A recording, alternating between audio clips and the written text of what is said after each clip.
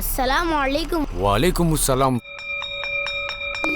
Washroom जाना है। मुझे भी जाना है। फरमान भाई क्लास में भी नहीं है, शायद जा चुके होंगे। फरमान भाई नहीं दिखाई दे रहे। मैंने उनकी क्लास में देखा था, क्लास खाली थी। मैंने तमाम क्लासेस को ताले लगा दिए हैं, आप मेन गेट को ताला लगा दें। चले ठीक है। ये तो लॉक हो गया।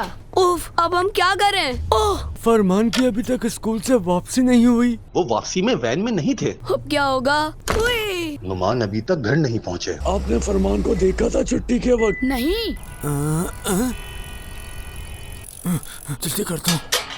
लगता है कोई आया है। चौकीदार अंकल, अंकल। बाबा, लेकिन आप तो जा चुके थे, फिर आप वापस क्यों आए? आप मुझे रोजाना आते वक्त भी सलाम किया करते थे और जाते वक्त भी सलाम किया करते थे। फिर मुझे ख्याल आया कि कहीं आप क्लास में न बंद हो गए हो, इसलिए मैं वापस आया हूँ। सलाम की सुन्नत ने आपको परेशानी से बचा लिया।